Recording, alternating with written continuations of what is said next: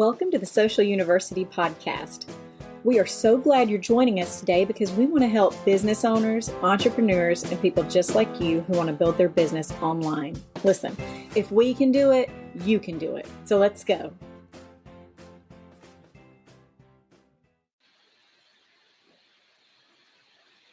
Good morning. Welcome to What's Up Wednesday, where we come to you every Wednesday morning at 10 a.m. Central or, 5 after, and talk about social media tips, tricks, and trends. We also discuss marketing. And today we're going to talk about branding because as a social media manager, as a small business owner, your branding is important, more important probably than most businesses realize. So let's go ahead and jump in. I've got a lot of information to cover. First and foremost, what's a brand? What is it? And this is according to HubSpot. A brand is the identity and story of a company that makes it stand out from competitors that sell similar products or services. The goal of branding is to earn space in the minds of targeted audience and become their preferred option for doing business. Brands are an effective way for companies to communicate their vision and clarify what the company stands for. So basically, in a nutshell, it's the process of creating your identity for your company. And that includes support materials like your logo or your tagline or your social media cover on your LinkedIn page. So let's talk first and foremost about the benefits of branding. So if you're on the fence about doing this for your business, getting a logo created can be expensive. Getting branding done can be expensive. Rebranding can be super expensive. So let's talk about the benefits first and foremost. Differentiation, number one. It really helps you stand out from your competitors, especially if you're in a crowded marketplace. An example of that would be a unique logo, a unique color palette, like purple, to make your business memorable. Number two, be recognition. Customers can easily identify and recall your brand. If it's easy to identify, even without your name on it, that's like when you see, and I mean, just to kind of use the Nike, the swish, it doesn't have to say Nike, you know exactly what it is. When you see, what's another good example of that? The Apple, it's Apple,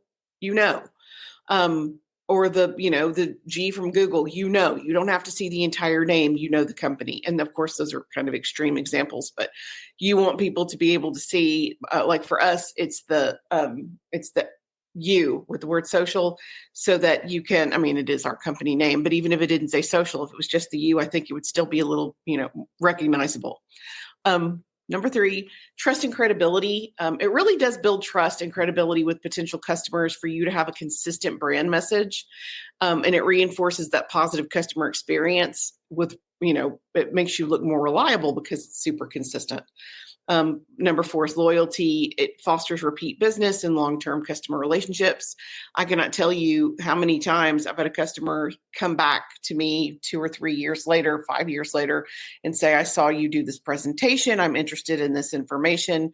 I'm ready to get started, which I love that. Love that. Number five is brand equity.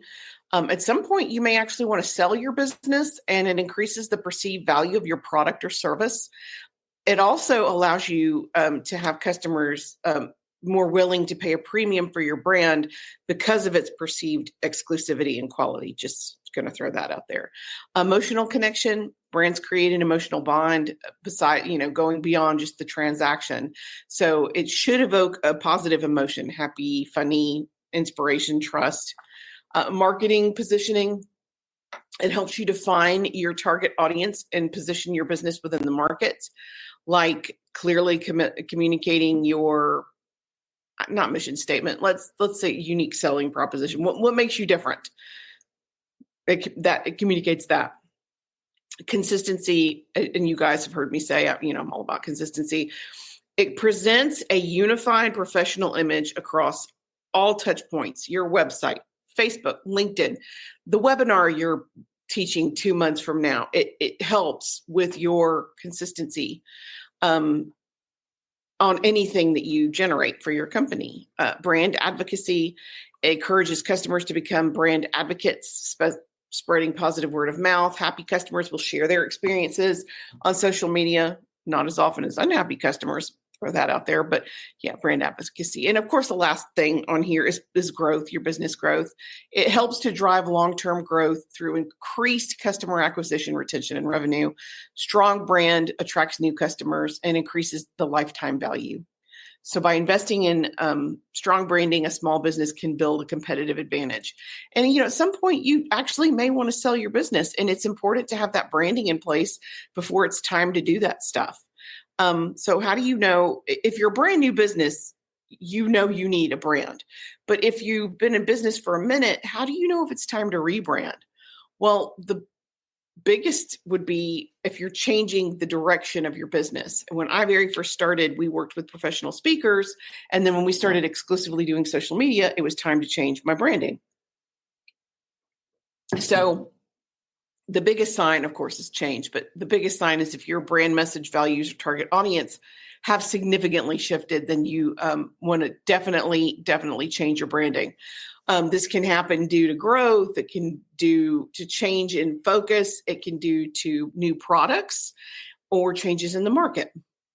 A lot of people had to shift during COVID because they could no longer go on site to do what they needed to do. And that shift really made rebranding a priority.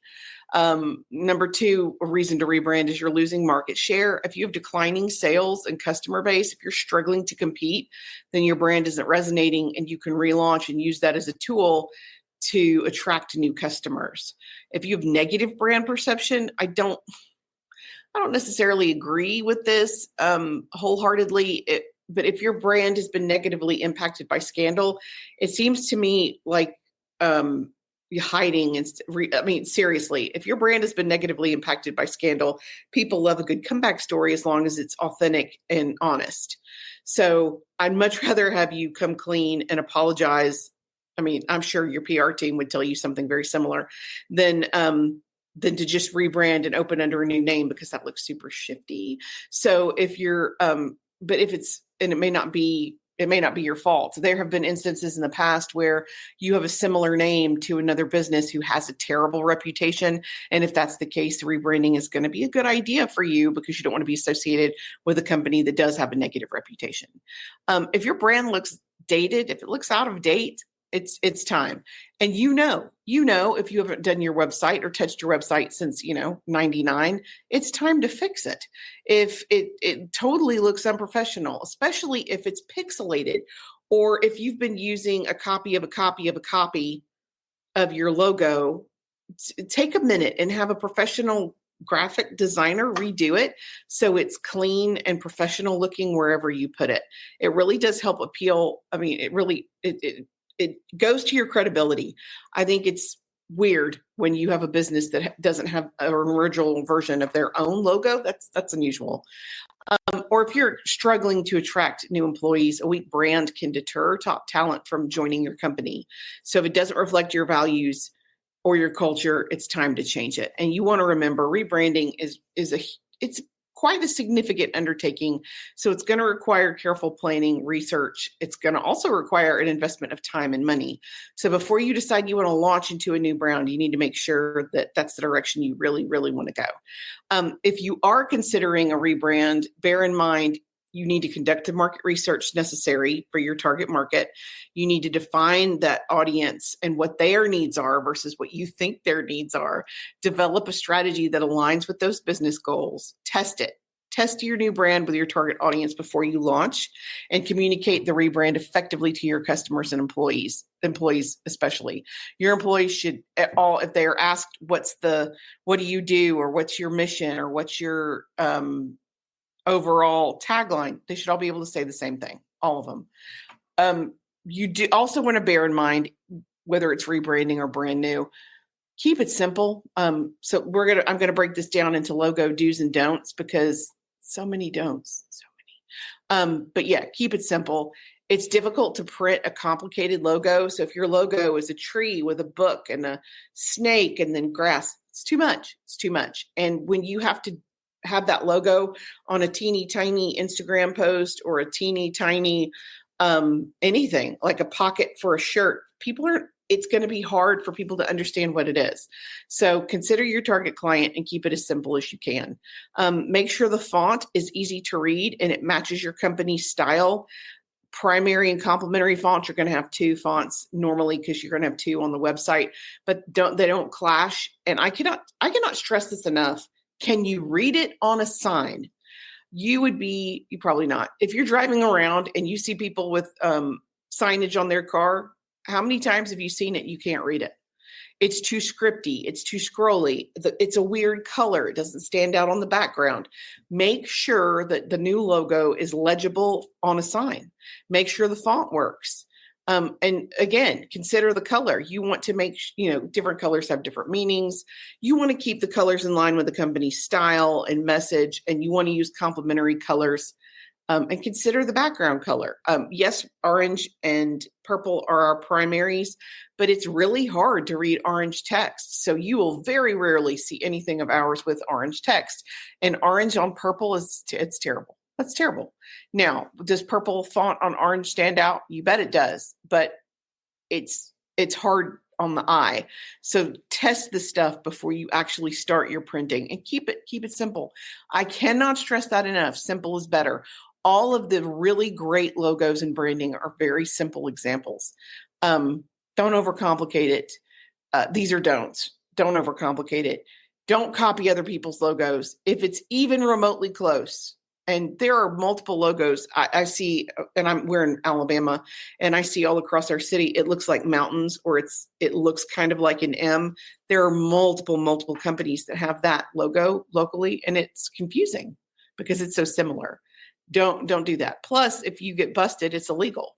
If you have a cool idea and you for a logo and you print it in Barbie font and it's copyrighted, you can get sued for that. So don't lift ideas from other organizations. Don't copy other logos. Do not use clip art or stock images. It's not unique enough and it's not easily customizable. Don't overdo it. Too many colors. What's too many? 4 is too many.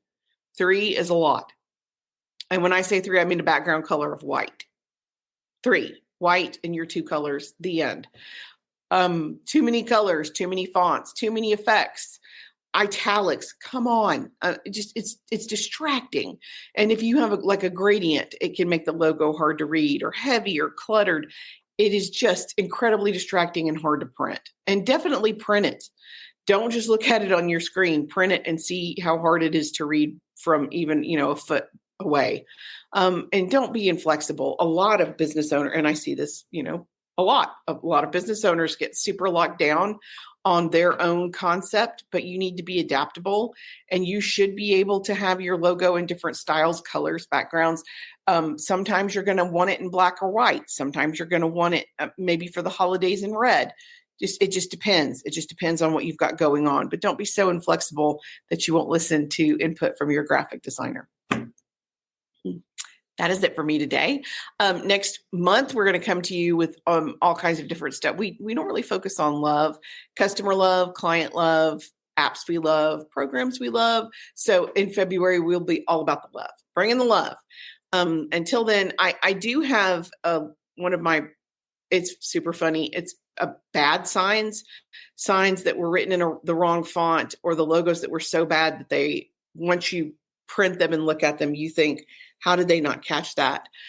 We are happy to share that with you if you send us a direct message, but it's adult content because some of these logos they look terribly adult. They're not meant to be, but they look adult. So if that's something you're interested in and you just want to laugh, if you'll send us a direct message, we'll send you the link. And until next week, I'm Karen Taradas with Social U, and I'm here to help. Thanks, guys.